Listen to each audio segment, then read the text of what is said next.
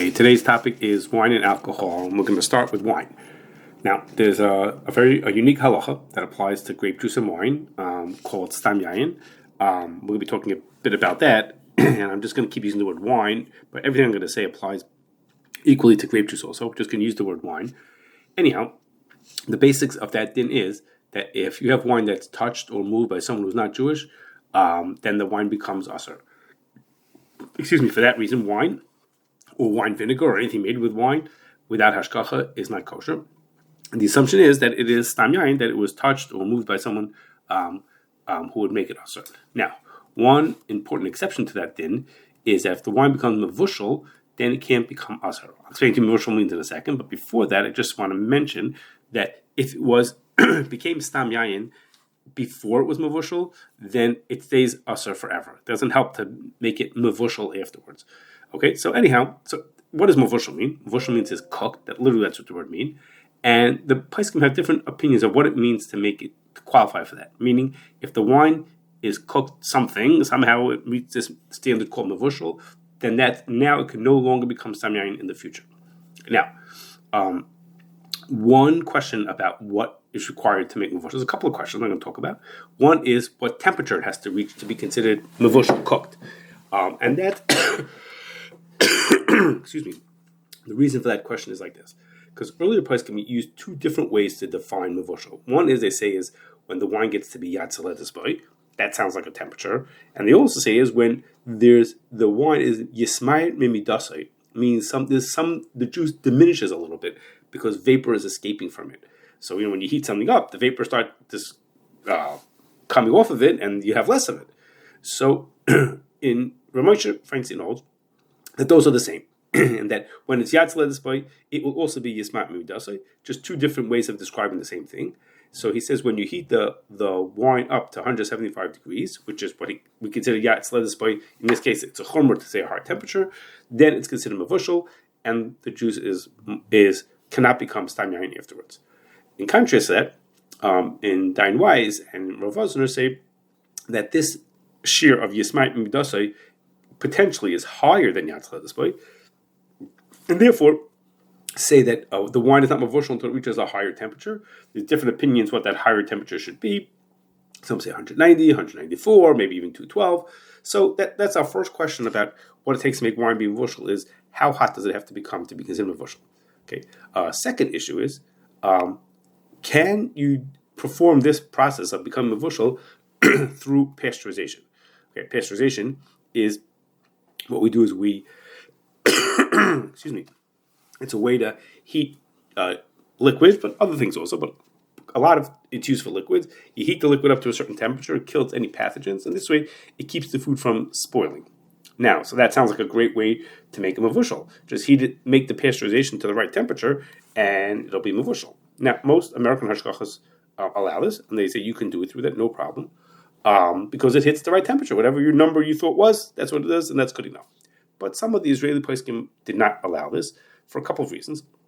One is that a pasteurizer is a closed system, meaning the cooking happens within a machine, which we call pasteurizer or heat exchanger, and no vapors escape from it.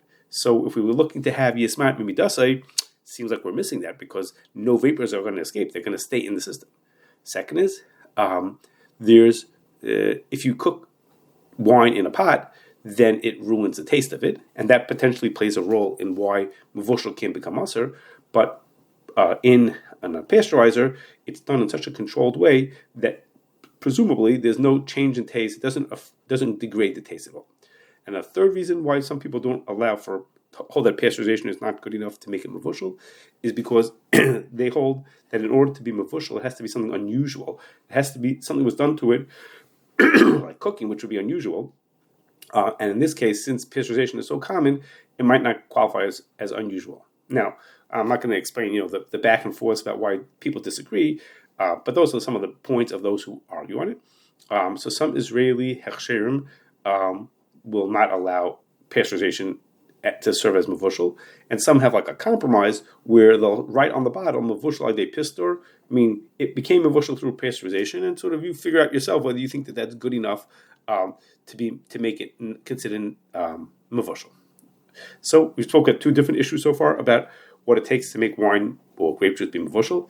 One last thing is is that Ramosha says that it's possible to make wine be mevushal even before this juice was squeezed out of the grape, which is to say is that the rule is when you squeeze a grape and you make grape juice and then eventually it becomes wine, it can't become stam yayin until a step happens that's called Hashgachah, until the juice separates from the rest of the fruit. So if let's say that happens at 10 o'clock in the morning, so at 9 o'clock it couldn't have become wine because it wasn't yet juice yet. Well, if we could be mevushal at 9 o'clock before that happened, then we have a way of making it mevushal and is protecting it from becoming stam yayin, and we're doing that protection before it's even possible to become stam yayin. So it makes the job of the mashgiach so much easier because now he has to make sure it happens. You'll have to watch it, but there's no time when his juice was possible to become stam yayin that he'd have to watch to make sure that it didn't, because he was mevushal it before it could have ever become stam yayin.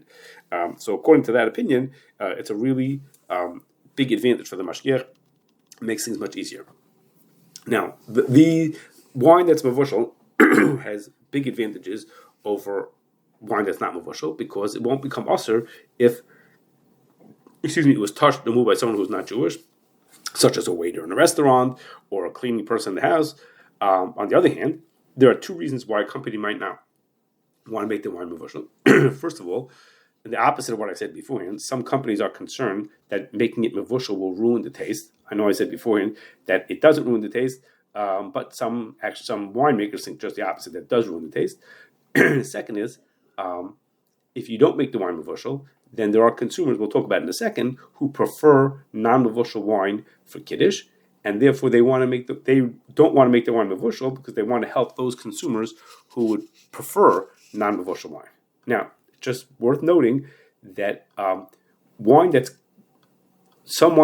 or grape juice that's not mevushal is sort of an in-between step. It is actually pasteurized to a temperature which is borderline yayin. So if you think you can get a preference by using this wine for kiddush because it's not mevushal, it's not so clear that you're getting that, because in fact, l'chumro, it actually might be considered mevushal. Again, it's borderline of yayin by temperature, so they could write on it not mevushal, meaning it didn't meet our standard of mevushal, but that doesn't yet mean that it actually meets the standard of not mevushal. Okay, now let's move on to some four secondary halachos that relate to wine and grape juice. The first is about the bracha. If grape juice or wine, for that matter, it is pure, meaning nothing else added into it, then the bracha is bar pergafen. And if you dilute it with water, as long as there's at least 1 part grape juice for about every 6 parts of water, meaning it's about 14% juice, then the bracha stays bar pergafen. So you've watered down your grape juice or your wine a lot, it still stays with bar pergafen. But if there's too much water, the bracha becomes shahakal. Now, that's all true if we started with pure grape juice or pure wine. If the manufacturer added other ingredients, then you would have to know how much was added before you could figure out how much water you could add and still keep the bracha. Okay, obviously that's going to depend on the product. So you'd have to know from the manufacturer or from Hashgachah to know exactly what's going on. Okay, the second thing is Shlomo Zalman Auerbach said that if you have grape juice that's reconstituted from grape juice concentrate, in other words, you didn't just squeeze grapes and put them into the bottle. You took grapes, you made grape juice, you concentrated. I mean, basically, you boiled the water out of it to make this thick, like syrup, that's concentrated grape juice, and then you reconstitute. You add water back into it before you put it into the bottle. He says you cannot use that for kiddush, and he says seemingly the bracha on it also is not bar pergafen, the bracha shahakal. So he held that grape juice from concentrate is not the same as regular juice that was never concentrated. In contrast to that, Rebelsky said that no, the bracha is bar pergafen, and you can use it for kiddush. It's fine. It makes no difference that it was concentrated in the middle. And as sort of like what we said beforehand, the American Practicum and the Hashgachah tend to follow this Rebelsky's position that it's fine for kiddush and the bracha is bar pergafen. But in Eretz Yisrael, many are machmir for Shlomo Zalman, and they say they will not make kiddush on it if it was from concentrate. The third halacha is at the Pesach seder, everyone has to drink 4 cups of yayin. Yayin means wine or grape juice.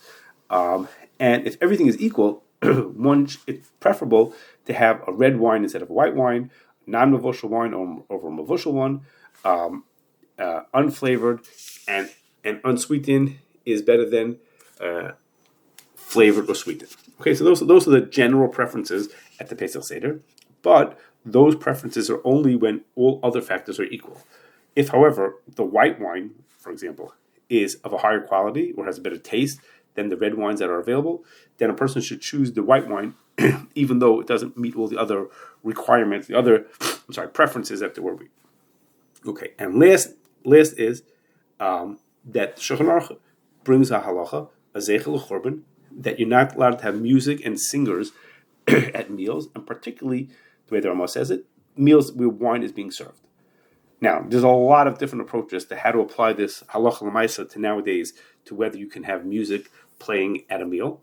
And I'm going to mention the policies of 3 different hashgachas just to show you how varied positions there are that people take on this.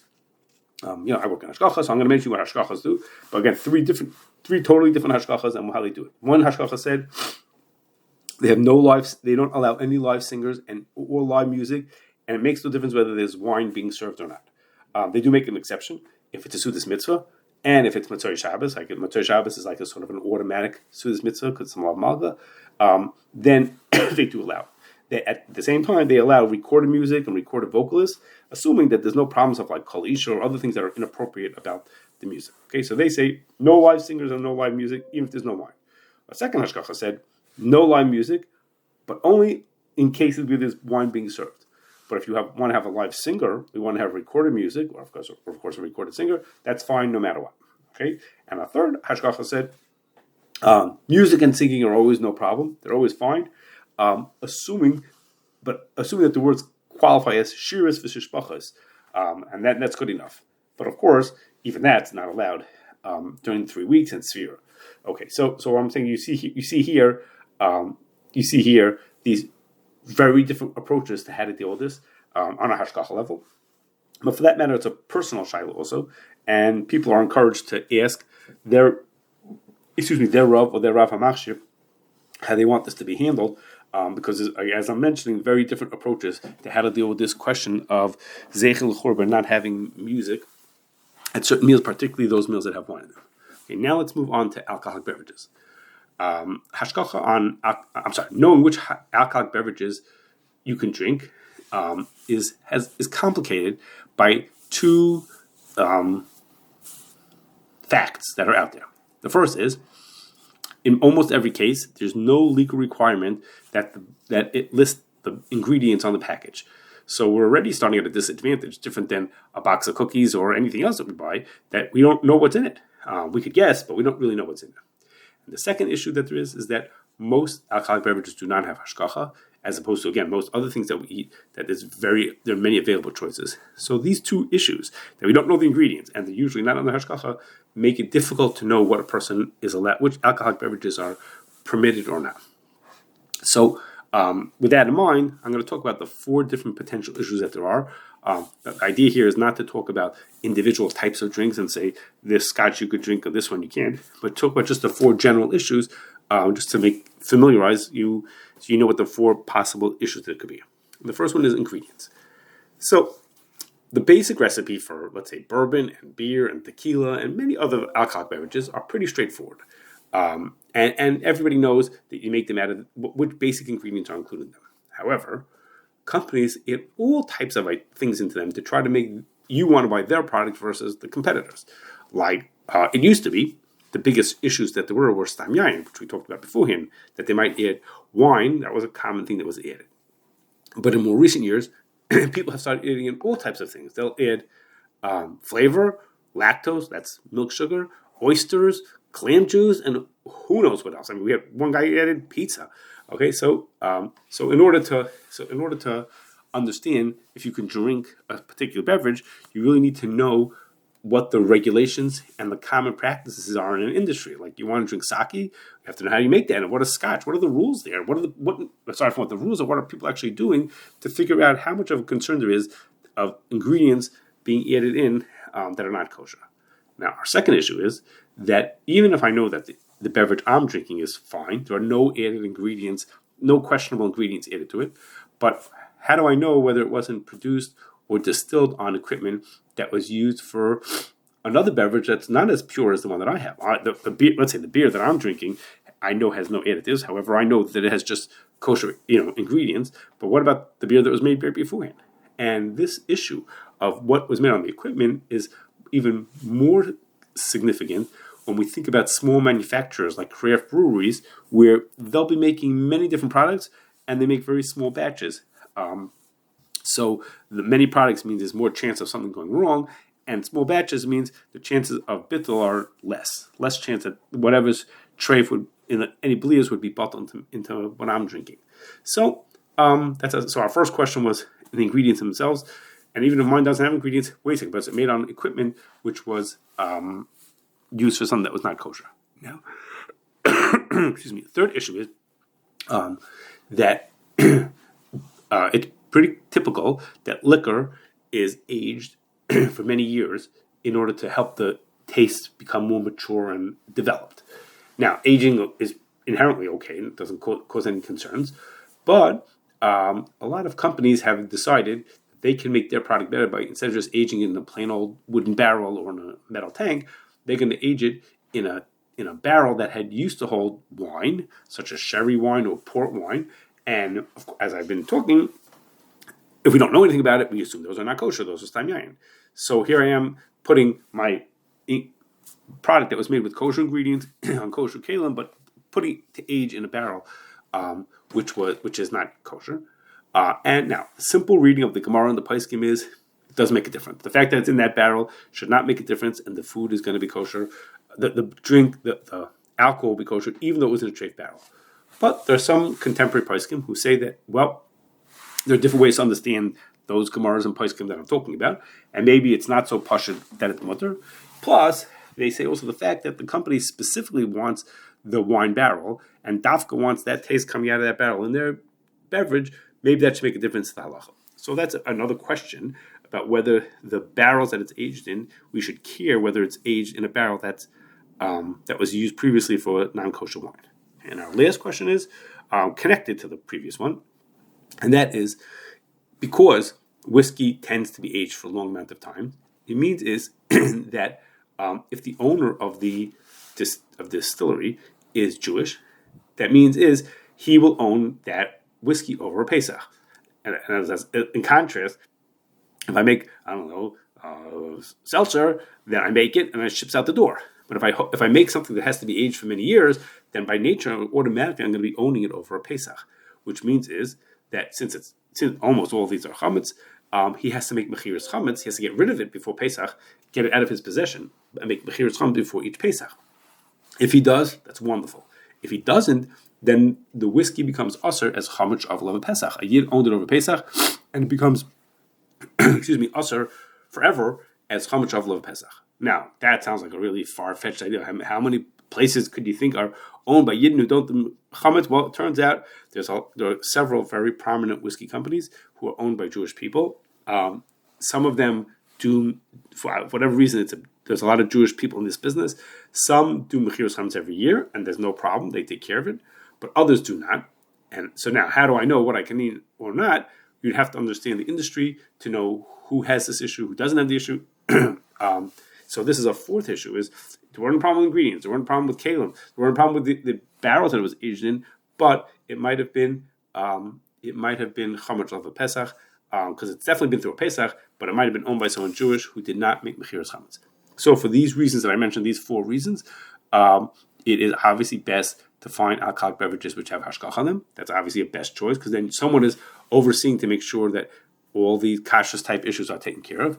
Alternatively, there are lists of approved items, like that the CRC has, of approved items, which that would tell that you can know. That means someone who does understand these things and who has looked into these is able to tell you which one of these alcoholic beverages are or are not acceptable.